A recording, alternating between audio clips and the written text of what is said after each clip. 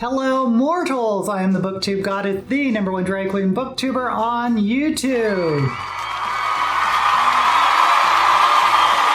We are now on episode 10 of the Critical Role third campaign, and I wish I could call it something else besides third campaign, but they still haven't decided on a group name. I'll be looking at the episode in terms of plot, so there will be spoilers. Last week I was fairly certain there'd be combat in this episode, but we didn't get it. This episode seemed to be to set up the actual combat, which will take place next episode, but it made episode 10 seem incomplete. In fact, this was the shortest episode to date because Matt ended the episode just before the combat could go down, presumably because he knew there wasn't time to finish an actual combat scene. And I totally think that was the right call, because either he would have to end the episode in the middle of combat or let it go on and on and on until the players were exhausted or punchy and started making mistakes. Next week, when combat starts, I hope, the players will be fresh, which is to everyone's advantage. But how do we get there? We left on a cliffhanger last week after Chetney jumped out the window while spying on Valley Dirtana, the business commissioner in the Mirror Towers. We found out Valley Dirtana was in cahoots with Ira, who may or may not be someone named the Nightmare King. Chetney is invisible, but Valley Dirtana is able to track him down because it's raining, and he's able to see the rain bounce off of Chetney. But Laudna is able to scare him away, which is a tactic that we will be seeing again. An intimidation check. Oh, yeah, that works. That's cooler. You just keep walking forward as he does this? Uh-huh. Okay. But I'm not working at him. I'm I'm behind the bushes where he is, so he is also just seeing me through bushes. Eyes are just locked on Laudna, like, what do you see? The rain is making my veil wet, so it's like sticking to my skeletal face in a very unnatural way, adding to the ghost-like presence. I'm gonna cast levitate on Laudna as well. 23. I rolled an 18. So I see the act, and I cast levitate, and I now put Laudna about just 3 feet in the air. I full, haunted house Marisha, just kind of roll my head a little and throws the saber and just goes running off towards the front of the courtyard. Once the party regroups and Chetney recounts what he heard, Fern makes a good roll on a history check, and Matt tells her she remembers some legends of the Nightmare King mutating other creatures. I don't think that Ashley, who plays Fern, quite got what Matt said, because when she described the Nightmare King to the group, she focused on the Nightmare moniker and told the party that legends were of the Nightmare King haunting people's dreams, not about transmuting creatures. But I heard a history check for that. Oh boy. Oh, because you heard the Nightmare King name. Yeah, no, I do.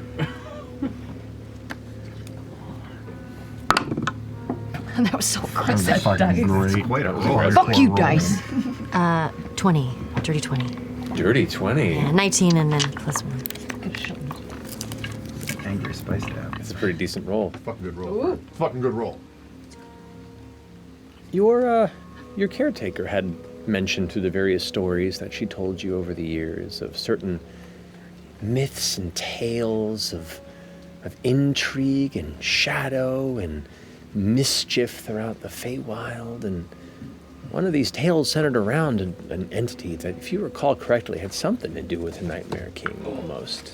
The best you can recall, because you did roll a 20, which is decent, is just tales of a figure that bent and twisted nature for fun. I also heard that, at least what my grandmother told me, that when you were asleep and laying on your pillow,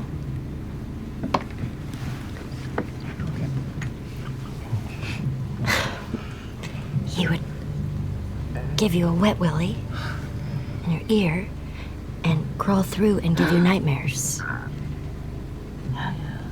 And just stand there above your bed, over you, just giving you absolute terrifying dreams. And sometimes you might not wake up. It's not a big deal, but it just shows the telephone tag nature of this group. We did get a follow-up on last episode with the date Fern, Imogen, and Lana set up with Pretty the Ogre Chef.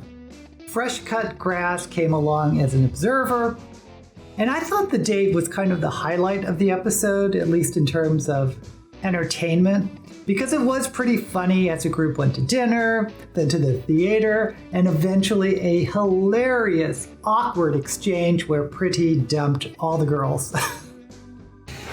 Pretty. Looks up, and the rain kind of hits his face a bit, and he kind of just exhales deeply. Yes. This has been a wonderful, wonderful night. I agree. Thank you for dinner. It was fantastic. Well, it's quite literally all I do. And I must say, this has been an unexpected pleasure. And I enjoy your company and friendship deeply. But, I just think we're different kinds of people. Please, do not misunderstand. I just... God damn it.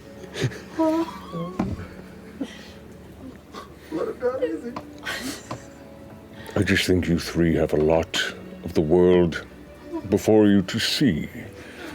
And, I don't know.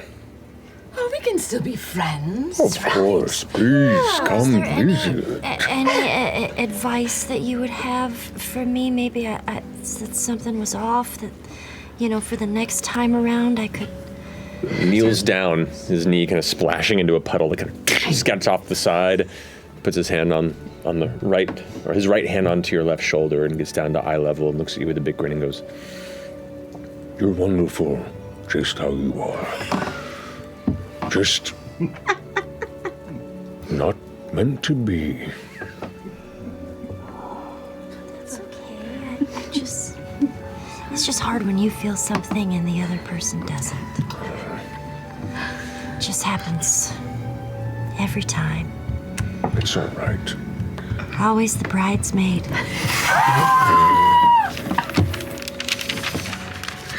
That's okay. That's okay. I am compelled by each of your adventurous spirits. But, my search continues. You'll find them. You'll find them, Pretty. You're so good. You're such a good-hearted ogre. Don't settle, all right? Yeah. I won't. I won't. Pull out Pate. Can I have a hug? Okay, Pate. goes and you hear a crack. Oh, sorry. Reaches forward and goes to grab your hand, scoops it up with your hand, scoops it up with your hand, and kind of pulls together and goes one little. No.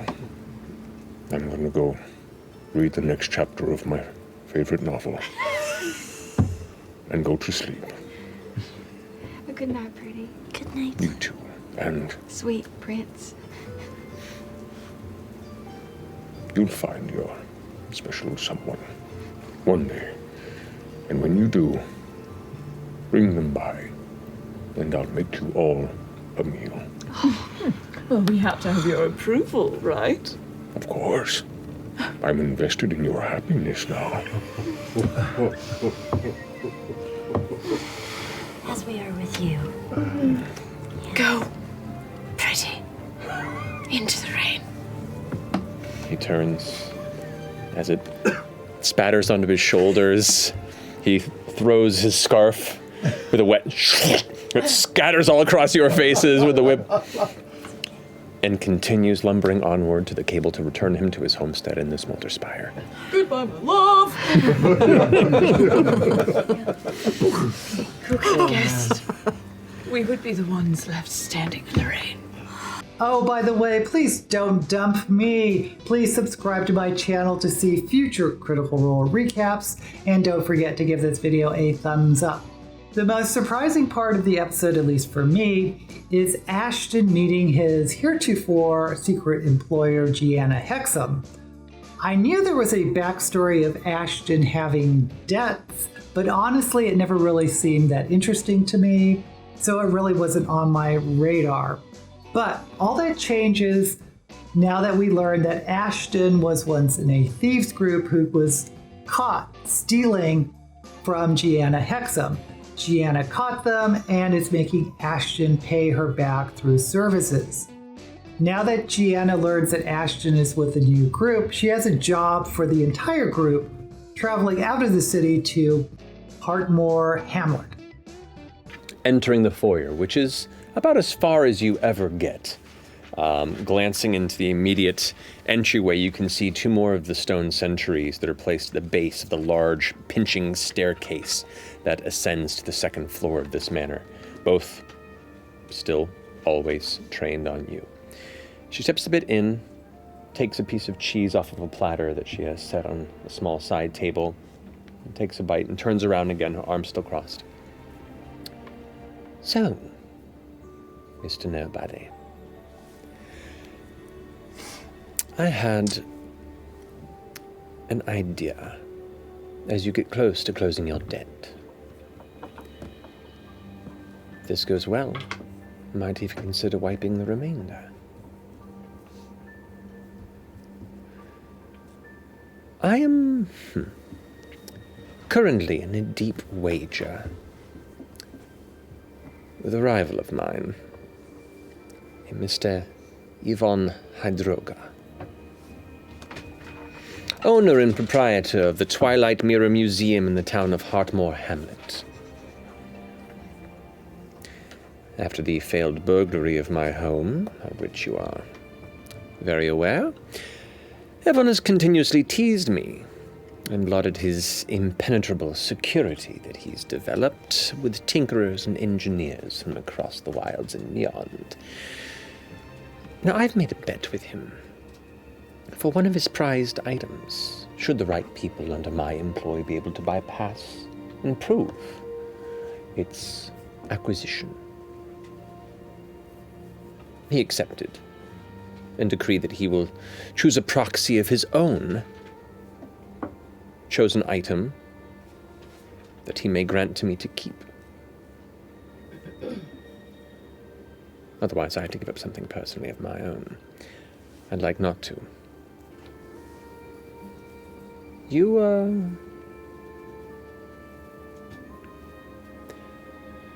been running with the troop recently, have you not? I've got a new crew. I'm with a new crew. Do you feel confident in their abilities, or should we hire outside? I'm getting confident. I don't think outside's going to be necessary. Here's where things get interesting. We learn that Gianna is the one who has a bounty on Dorian's brother for stealing the Golem. So we get a link to another subplot, Dorian's storyline. There are some complications. This is not what I was expecting. You got... Well, maybe you were part of it. I know that something of yours, a crate of yours, got pulled out by some sort of golem recently. I thought that's what this was going to be about. How do you know about that? Other jobs, bringing me closer to it. I know you appreciate discretion. I haven't mentioned you, but I will admit, I would like to with this crowd. It would make things less complicated, but you're the boss. Honestly, that's what I thought you were calling about. That's why I took time. I wanted to get a better perspective.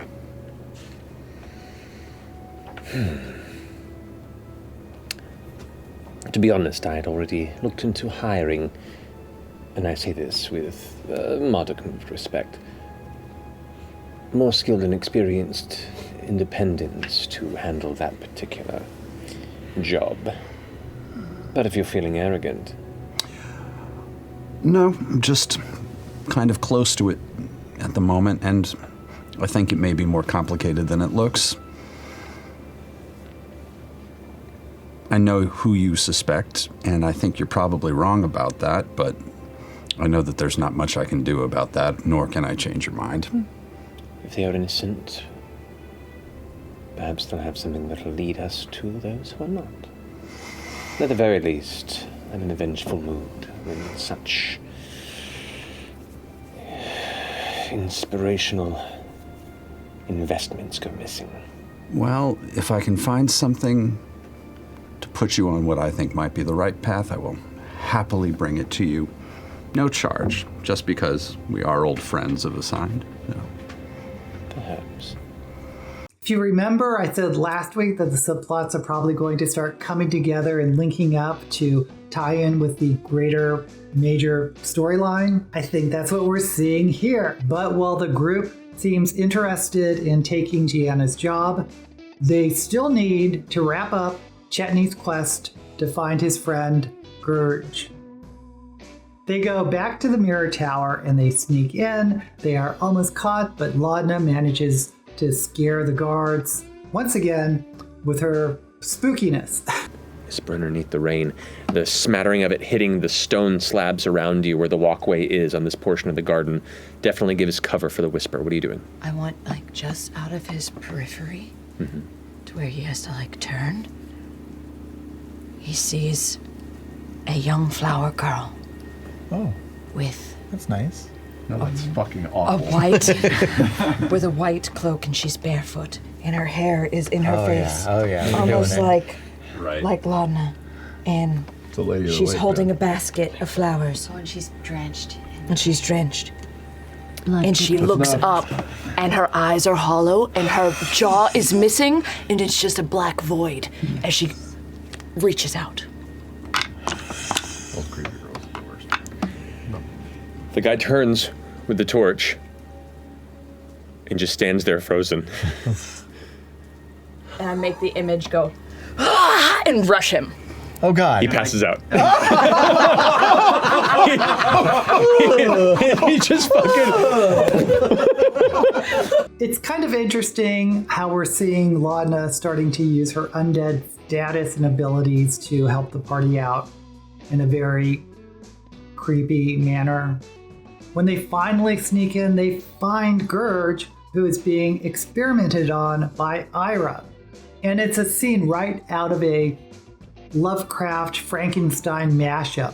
Gurge is locked in a cell, and Ira is working with some magical scientific equipment involving tubes and glowing gems and your basic creepy looking laboratory. We also finally get our first look at Ira, who, from the description, I think must be the Nightmare King. At least he looks scary enough. He has gray skin, long ears, and a jack-o'-lantern mouth.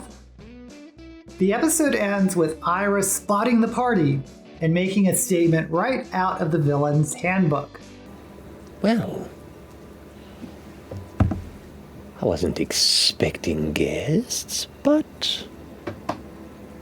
well, the night seems to be getting more and more interesting, doesn't it? So I am positive that next episode will open with a combat. And if it doesn't, I don't think I'll be the only one disappointed. Again, I think Matt made the right call to end the episode here because we really don't want a rushed combat or an episode that ends in the middle of combat. The most interesting thing to me was Ashton's backstory, so Ashton gets the MVP award for this episode. Last week, it had to have been Fern, but now I am much more interested in Ashton's backstory than I ever was before, and I think it's really cool how it's suddenly tying in with the Dorian subplot. Overall, this episode seemed rather uneventful, other than setting up for combat for next episode. If you watched episode 10, let me know what you think in the comments. Until we meet again, may all the books you read and the campaigns you play in be blessed.